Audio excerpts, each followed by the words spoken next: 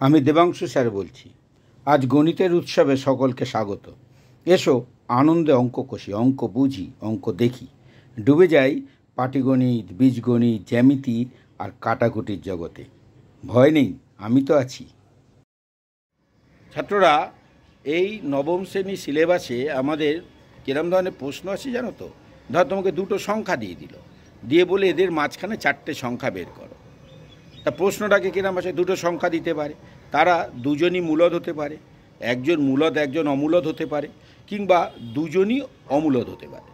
এই দুটো সংখ্যার মাঝখানে তোমাকে বললো দুটো, তিনটে বা চারটে মূলদ সংখ্যা বের করো, বা দুটো, তিনটে বা চারটে অমূলদ সংখ্যা বের করতে পারো। এই ধরনের প্রশ্ন আসে। তা সেইগুলো আমরা কিভাবে বের করব সেটা আমি এখন তোমাদের দেখাতে চলেছি। ভালো করে এটা দেখবে, তাহলে এই প্রশ্নগুলোর উত্তর তোমাদের কাছে খুব সহজ হয়ে যাবে আশা করি। ছাত্ররা, এখন আমি তোমাদের শেখাতে চলেছি দুটো প্রদত্ত সংখ্যার মাঝখানে কি করে নির্দিষ্ট সংখ্যক মূলদ এবং অমূলদ সংখ্যা নির্ণয় করতে হয়। চলো দেখি সেটা আমরা কিভাবে করি। এখানে প্রশ্ন মূলত চার রকমভাবে আসতে পারে। তোমাকে দুটো দশমিক ভগ্নাংশ দিতে পারে, দুটো এমনি ভগ্নাংশ দিতে পারে, একটা মূলদ একটা অমূলদ দিতে পারে, অথবা দুটোই অমূলদ দিতে পারে।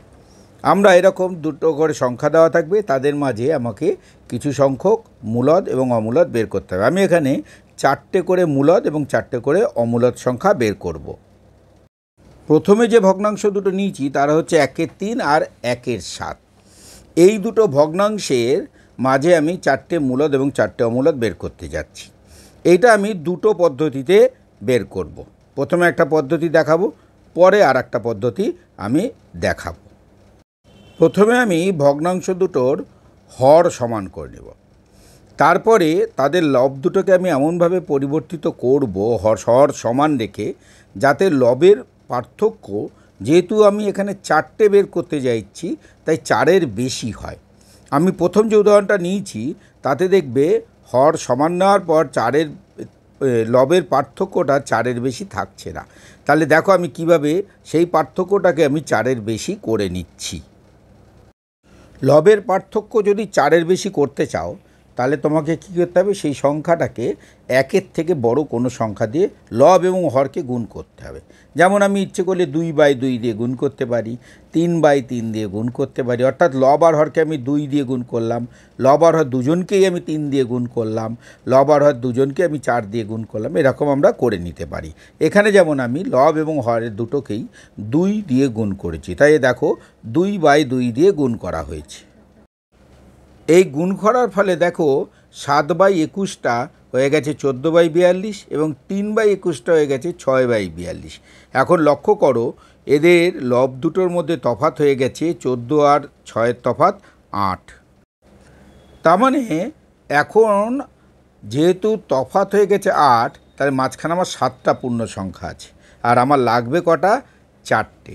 তাই আমি কি করলাম, এই 7টার মধ্যে যে কোনো 4টে আমি এখানে 8, 9, 11 আর 13 বেছে নিয়েছি। কিভাবে লিখছি সেটা ভালো করে খেয়াল করে দেখো।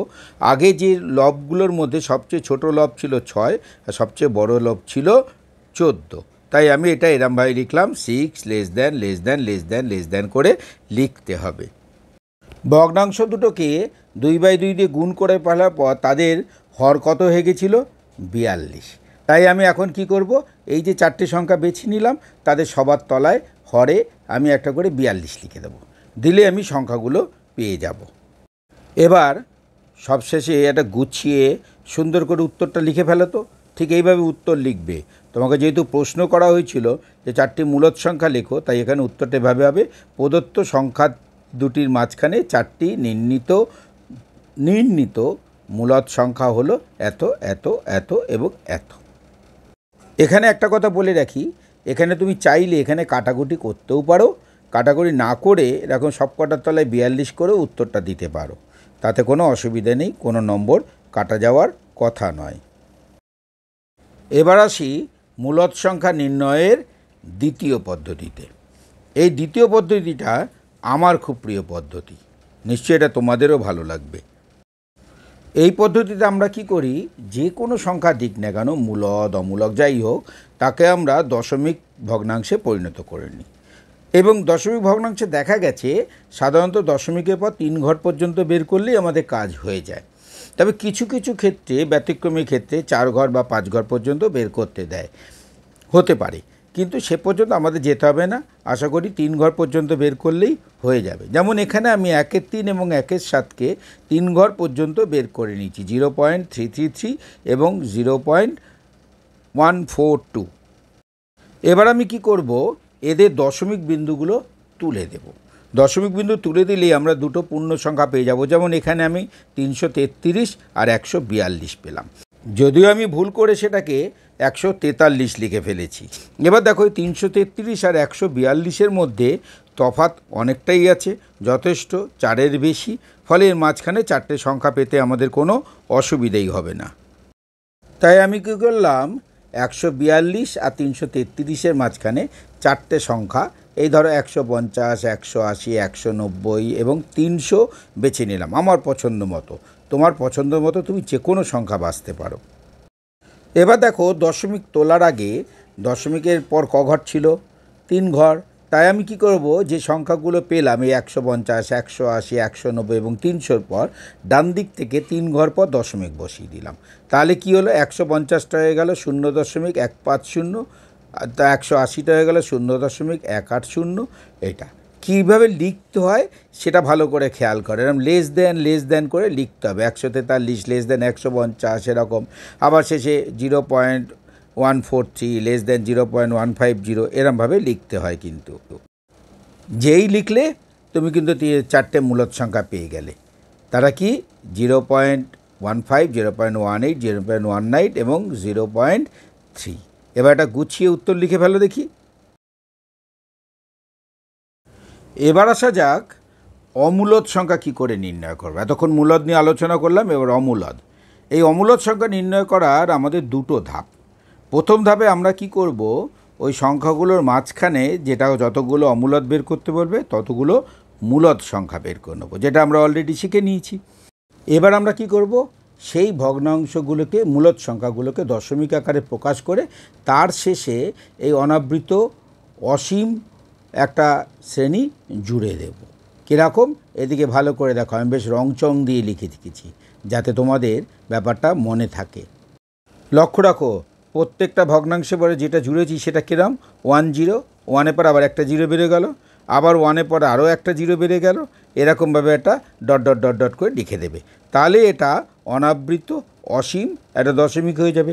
আর অনাবৃত অসীম দশমিক মানেই অমূলদ সংখ্যা। প্রথম অঙ্কটা যদি তোমরা খুব ভালো করে বুঝে থাকো তাহলে দ্বিতীয়তে অসুবিধা হবে না। দ্বিতীয়টা এমনিতেই দশমিকে দেওয়া আছে এবং দশমিক তুলে নিলে 32 আর 57 পাওয়া যায়, যার মাঝখানে 4টে সংখ্যা খুঁজে পেতেও খুব একটা অসুবিধা হবে না। শুধু লেখাটা ভালো করে খেয়াল রাখবে। আর দশমিকের সংখ্যাগুলো পেয়ে যাওয়ার পর তারপরে ওই অসীম অনাবৃত অংশটা জুড়ে দিলেই আমরা অমূলদ সংখ্যাও পেয়ে যাই। দেখেছো আমি কীভাবে লিখলাম? এরকম খুব সুন্দর করে গুছিয়ে এবার একটা উত্তর লিখে ফেলো দেখি। অলরেডি আমি দেখিয়েছি কীভাবে উত্তর লিখতে হবে, সেইভাবে উত্তরটা লিখবে। 3 নম্বর অঙ্কটা এবার দেখা যাক। 3 নম্বর অঙ্কে একটা ছিল দশমিক ভগ্নাংশ, একটা ছিল অমূলদ সংখ্যা। আমরা প্রথমে কি করব, অমূলদটাকে রুটটা আমরা 3 দশমিক ঘর পর্যন্ত তার বর্গমূল বের করে নেব। নেওয়ার পর কি হয়ে গেল, এবার তোমার হাতে দুটো দশমিক সংখ্যা রইল। এবার কি করতে হবে তো তুমি জানো, আগেই দেখানো হয়েছে। সুন্দর করে গুছিয়ে উত্তরটা লিখে ফেলো। আর 4 নম্বর অঙ্কটা, 4 নম্বরটা দেখ কী রকম, দুটো রুট আছে। তাহলে কি করবে, দুটোরই 3 দশমিক ঘর পর্যন্ত বর্গমূল বের করে নাও। করে নিলেই দুটো দশমিক ভগ্নাংশ পেয়ে যাবে। আর বাকিটা আগের অঙ্কের মতো করে নাও। কি পারবে তো? খুব কঠিন কি? নিশ্চয়ই নয়। নবম শ্রেণীর আমাদের যে সিলেবাস, তাতে আমরা প্রধানত এখানে যেটা শিখব সেটা হচ্ছে সংখ্যা রেখায় বাস্তব সংখ্যার অবস্থান নির্ণয়। প্রধানত এটা শিখব। এখন আমরা সেটা শিখতে চলেছি। এখানে আমি 6টা অঙ্ক নিয়েছি, 6 ধরনের। আমরা দু ধরনের দেখব, এক মূলদ সংখ্যার অবস্থান নির্ণয়, 2 হচ্ছে অমূলদ সংখ্যার অবস্থান নির্ণয়। প্রথমে আমরা মূলদ সংখ্যা দেখব। মূলদ সংখ্যার জন্য আমি 3টে উদাহরণ নিয়েছি। মোটামুটি বাকি অঙ্ক সব এই রকমই হবে, অর্থাৎ এই 3টে যেভাবে করছি সেভাবে তোমরা বাকিগুলো করতে পারবে। ভিডিওটা যদি ভালোভাবে দেখো, বারবার করে দেখে নেবে, কোনো অসুবিধা আশা করি হবে না। তারপর আমি তিনটে অমূলত সংখ্যাকে কিভাবে বসানো হয় দেখিয়ে দেব। ভালো করে যদি ভিডিওটা দেখো তাহলে আশা করি বাকিগুলো পারবে।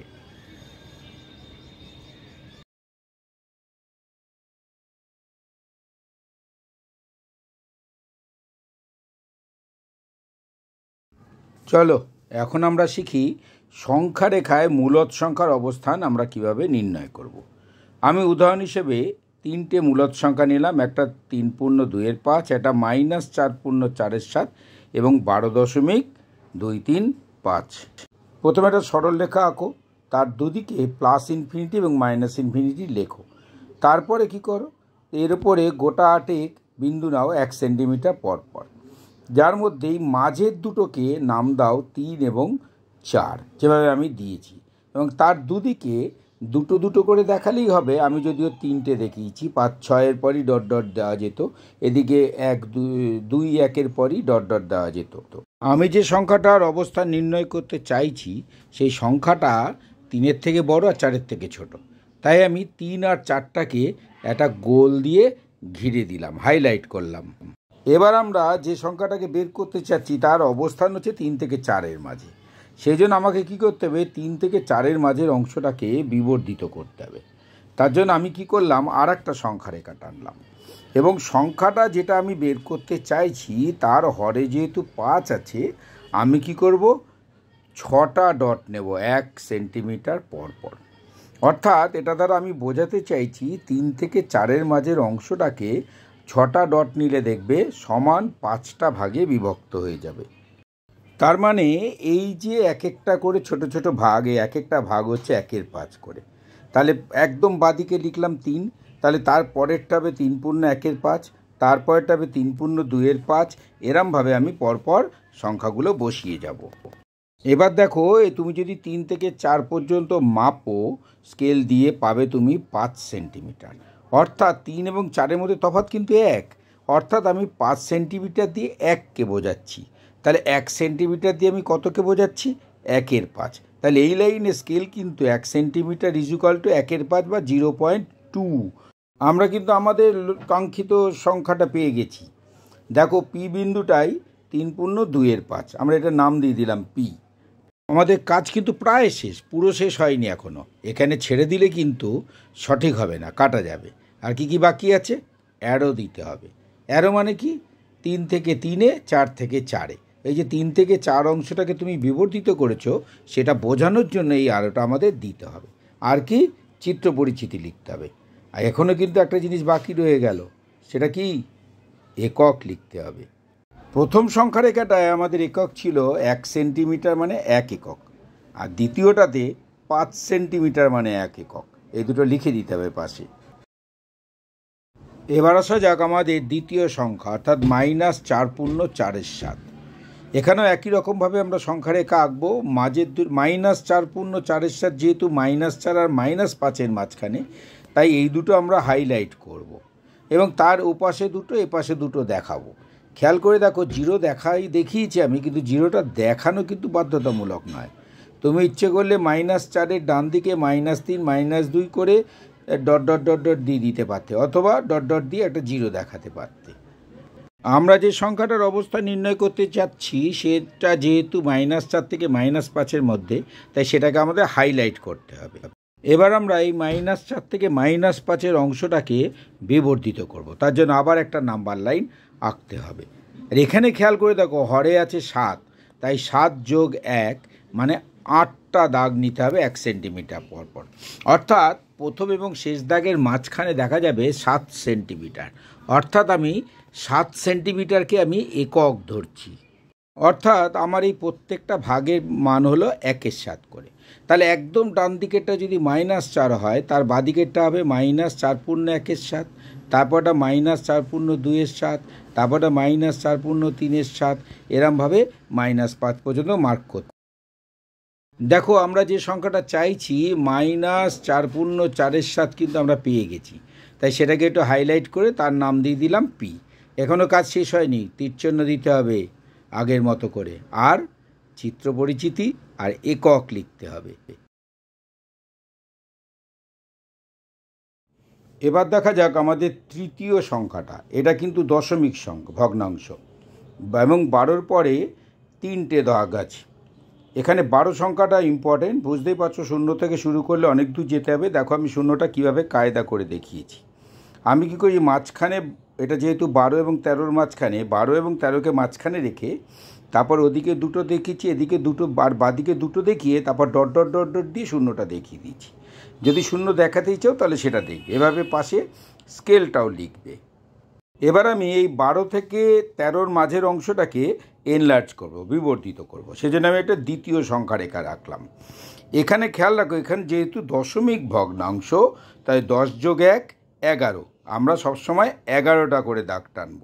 একটা জিনিস লক্ষ্য করো, ওপরের ছবিতে এই 12 থেকে 13, এই 1 এককটা ছিল 1 সেন্টিমিটার। এখন সেই 1 এককটাই হয়ে গেল কিন্তু 10 সেন্টিমিটার। তার মানে এখন 1 centimetre is equal to 0.1 centimetre, এটা স্কেল হয়ে গেল।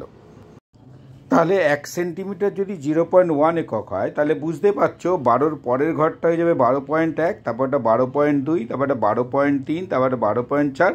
এইভাবে আমাদের সংখ্যাগুলো 13 পর্যন্ত লিখতে হবে। এরপরে কি করতে হবে, তুমি যে 12 থেকে 13টাকে এনলার্জ করে এটা পেয়েছো, সেটা বোঝানোর জন্য 12 থেকে 12তে আর 13 থেকে 13তে দুটো অ্যারো দিতে হবে।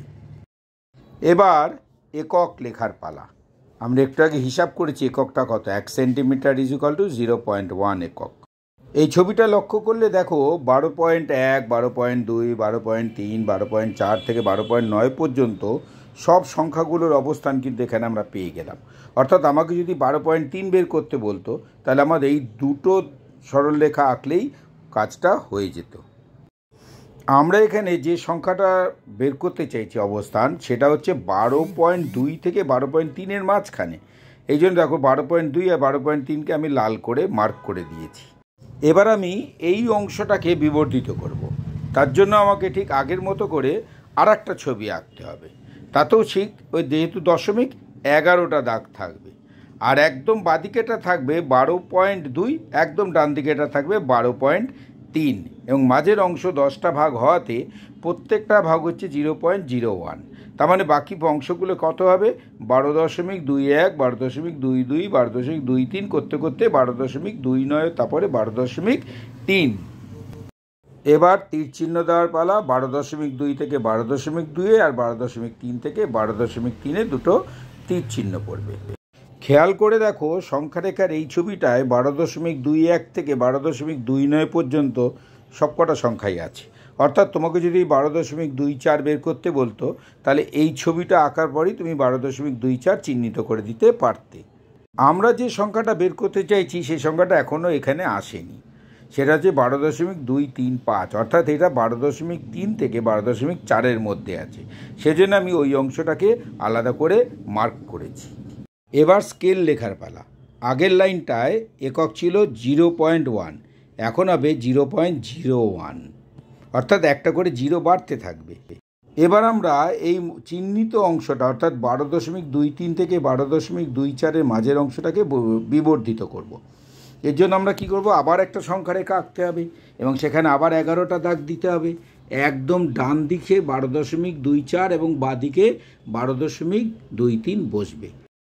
এই ছবিতে এককটা তাহলে কি হবে, 0.001, অর্থাৎ 12.23-এর পরের ঘরটা হবে 12.231, তারপর এটা 12.232।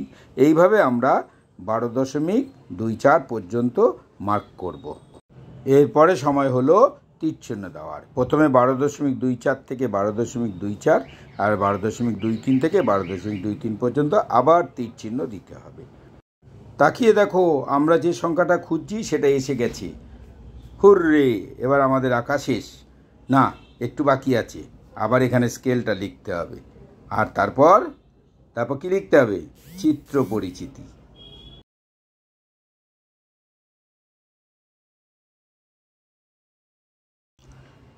মূলদ সংখ্যার পর এবার আমরা দেখব অমূলদ সংখ্যাদেরকে কিভাবে সংখ্যারেখায় স্থাপন করা হয়। আমি এখানে 3টে অঙ্ক নিয়েছি, একটা √5, একটা 3 - 2√3, আর একটা 24 + 3√3। এগুলো আমি কিভাবে বসাচ্ছি ভালো করে লক্ষ্য করবে, বারবার এই ভিডিওটা দেখবে, একটা অঙ্কও আটকানোর কথা নয়। তাহলে আমরা আমাদের প্রথম সংখ্যাটা নিয়ে শুরু করি। সংখ্যাটা হচ্ছে √5। খেয়াল করে দেখো √5কে লেখা যায় 0 + √5, অর্থাৎ দেখো এটা আগের অন্য সংখ্যাগুলোর মতনই একই আকার নিল, একটা মূলদ প্লাস অমূলদ। আচ্ছা, এরকম আকার আমরা প্রকাশ করে নিলাম কেন? এই যে মূলদ অংশ শূন্যটা পেলাম, এটা হচ্ছে ইম্পর্টেন্ট, কারণ আমরা যখন ছবিটা আঁকবো আমরা এখানে একটা সমকোণী ত্রিভুজ আঁকবো, যার সমকোণিক বিন্দুটা হবে এই 0। যেমন পরের অঙ্কে হবে 3, তারপরের অঙ্কে হবে 24। আমরা কিন্তু শুরু করব এই অমূলদ অংশটা √5 নিয়ে। খেয়াল করে দেখো √5² হচ্ছে 5, 5কে লেখা যায় 5 × 1। এবার এখানে এবির সূত্র যদি দাও আমরা কি পাচ্ছি, 5 + 1/2 whole square minus 5 - 1/2 whole square, তার মানে 3² - 2²। এবার 2²টাকে বাদিকে আনলে আমরা কি পাচ্ছি, √5² + 2² = 3²। যখন তিনটে সংখ্যার মধ্যে এরকম সম্পর্ক থাকে যে স্কোয়ার প্লাস b² = c², তখন আমরা তাদেরকে বলি পাইথাগোরিয়ান ট্রায়ো বা পিথাগোরাসের নাম্বার। তাহলে এটা থেকে বোঝা যাচ্ছে আমরা যদি একটা সমকোণী ত্রিভুজ আঁকি যার সমকোণের সংলগ্ন বাহু দুটোর দৈর্ঘ্য √5 একক আর 2 একক, তাহলে তার অতিভুজ হবে 3 একক। এর মধ্যে খেয়াল করে দেখো √5 এককের মান আমার জানা নেই, কিন্তু 2 আর 3টা আমার জানা আছে। তাই আমরা এখানে কি করব, একটা সমকোণী ত্রিভুজ আঁকবো যার লম্বের দৈর্ঘ্য 2 আর অতিভুজটা 3, তাহলে ভূমিটা পেয়ে যাব আমরা √5 একক।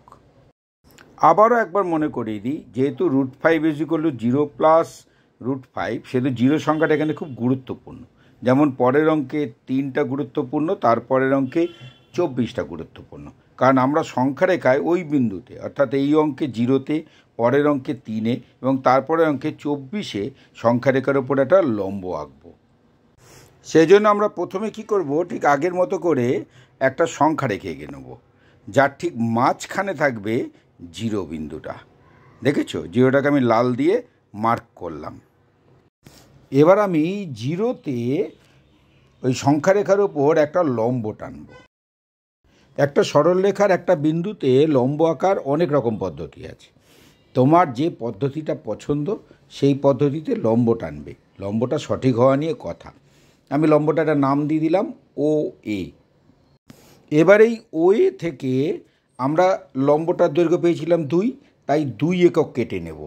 এই দেখো, ওকে কেন্দ্র করে 2 সেন্টিমিটার 2 একক ব্যাসার্ধের একটা বৃত্তচাপ টানলাম।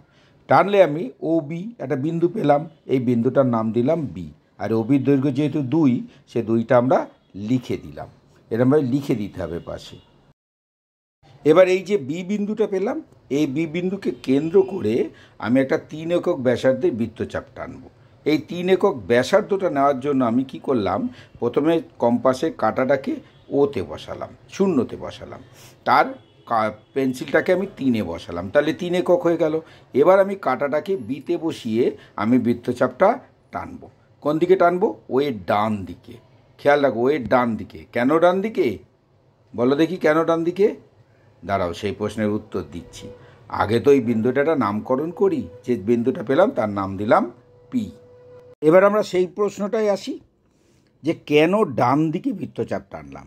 কারণ এখানে √5-এর আগে প্লাস চিহ্ন আছে, কিন্তু যদি মাইনাস চিহ্ন থাকতো তাহলে বাদিকে টানতাম আর -√5 বিন্দুটার অবস্থান পেয়ে যেতাম। তাহলে তোমাকে যদি -√5 বের করতে বলে, ডান দিকের বদলে বৃত্তচাপটা বাদিকে টানবে।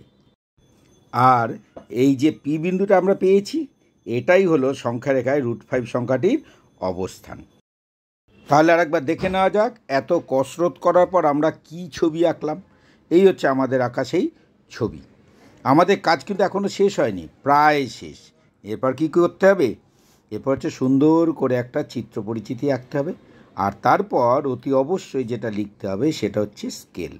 আমরা এখানে কি ধরেছি, 1 সেন্টিমিটার পর পর 1 2 3 4 লিখেছি, তাহলে আমাদের এখানে একক হচ্ছে 1 একক = 1 সেন্টিমিটার। এইটা তোমাকে লিখতে হবে। কোথায়?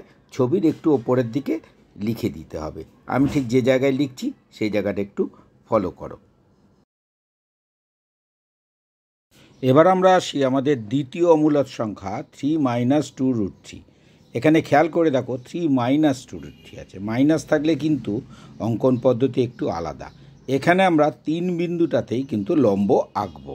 আগের অঙ্কে যেমন পিথাগোরাসের সূত্র প্রয়োগ করেছিলাম, এখানেও পিথাগোরাসের সূত্র প্রয়োগ করব, তবে পুরোটাতে না, অমূলদ অংশটাতে। এখানে অমূলদ অংশটা কি? 2√3। 2√3 স্কোয়ার হচ্ছে 12, 12কে আমি ভাঙলাম 6 গুণ 2 করে আমি পেলাম 4 স্কোয়ার মাইনাস 2 স্কোয়ার। তার মানে পিথাগোরাসের আকারে সাজালে আমরা কি পাবো? 2√3 square plus 2 square is equal to 4 square. অর্থাৎ এখানে 2 একক হবে লম্ব আর 4 একক হবে অতিভুজ। এখন আমরা 3 বিন্দুকে সমকোণিক বিন্দু করে যদি একটা সমকোণী ত্রিভুজ আঁকতে পারি, যার লম্বের দৈর্ঘ্য 2 একক, অতিভুজের দৈর্ঘ্য 4 একক, তাহলে তার ভূমির দৈর্ঘ্য হয়ে যাবে 2√3 একক। তাহলে আঁকা শুরু করা যাক। আমরা প্রথমে আগের দেখানো পদ্ধতিতে একটা সংখ্যা রেখা অঙ্কন করব, যাতে 3টা ঠিক মাঝখানে থাকবে। দেখো আমি সংখ্যা রেখা আঁকলাম, 3টা মাঝখানে হাইলাইট করে ফেললাম। এবার কি করবো? ঠিক আগের মতো 3 সংখ্যাটাতে আমরা সংখ্যা রেখার উপর একটা লম্ব টানবো, যার নাম দেবো OA। 3 বিন্দুটার নাম আমরা ধরেছি O। এই লম্ব আঁকার অনেক পদ্ধতি আছে, তোমার যেটা পছন্দ সেই পদ্ধতিতে লম্ব আঁকবে। এবার OA থেকে আমরা 2 একক দৈর্ঘ্যের OB কেটে নেব, কারণ আমরা একটু আগে পিথাগোরাসে মেপে আমরা লম্বের দৈর্ঘ্যটা পেয়েছিলাম 2 একক। তাহলে B বিন্দু পেয়ে গেলাম। এবার যেহেতু আমার অতিভুজের দৈর্ঘ্য আছে 4, তাই আমি কি করব? কাটাটাকে 3-এ বসাবো, আর 3 যোগ 4 7, 7-এ পেন্সিল বসাবো। তাহলে আমার ব্যাসার্ধ হয়ে যাবে 4 একক। এবার এই 4 একক ব্যাসার্ধ নিয়ে আমি কাটাটাকে বিতে বসিয়ে একটা বৃত্তচাপ টানবো। কোন দিকে? 3-এর বাদিকে। কেন বাদিকে? কারণ আমার -2√3 আছে। এইটাই যদি 3 + 2√3 হতো, আমি ডান দিকে টানতাম। একটা বিন্দু পেলাম, ছেদ বিন্দু। সেই ছেদ বিন্দু পর্যন্ত লাইন দিয়ে জ্বললাম, তাহলে এই লাইনটার দৈর্ঘ্য হয়ে গেল 4 একক। আর ওই বিন্দুটার নাম দিয়ে দিলাম P। তাহলে আবারও কিন্তু মনে রাখবে কেন আমরা বাদিকে টানলাম। আগের বার ডান দিকে টেনেছি, এবার বাদিকে টেনেছি। কেন বাদিকে টানলাম? কারণ মাইনাস চিহ্ন আছে। এই যে P বিন্দুটা আমরা পেলাম না, এই P বিন্দুটাই হলো সংখ্যা রেখায় 3 - 2√3 সংখ্যাটার অবস্থান। তাহলে আমাদের ছবিটা কিরম হলো? এরকম দেখতে হলো। আর পাশে সুন্দর করে একটা চিত্র পরিচিতি লিখে দাও। আর একটা বেশ গুরুত্বপূর্ণ জিনিস কিন্তু বাকি রয়ে গেছে, কি মনে পড়ছে না? এককটাকে লিখবে। এখানে আমরা 1 সেন্টিমিটারকে 1 ধরেছি, সেটা লিখে দেবে। একক 1 সেন্টিমিটার ইজ ইকুয়াল টু 1 একক। এবার আমরা 24 + 3√3 সংখ্যা রেখায় বসাবো। এখানে 24 সংখ্যাটা খুব গুরুত্বপূর্ণ, কারণ 24-এই আমরা লম্বটা আঁকবো। এবার দেখো 3√3 স্কোয়ার কত? 18। 9 গুণ 2 লেখা যায়, 6 গুণ 3ও লেখা যায়। আমি 9 গুণ 2 লিখেছি। করে আমি যেটা পেলাম, লম্ব পেলাম 3.5 আর অতিভুজ পেলাম 5.5। এখানে মূলদ সংখ্যাটা যেহেতু 24, কিন্তু আমি 0 থেকে শুরু করলে 24 পর্যন্ত আঁকতে গেলে আমার প্রায় 30 সেন্টিমিটার লম্বা সংখ্যা রেখা আঁকতে হবে। খাতায় সেটা সম্ভব না।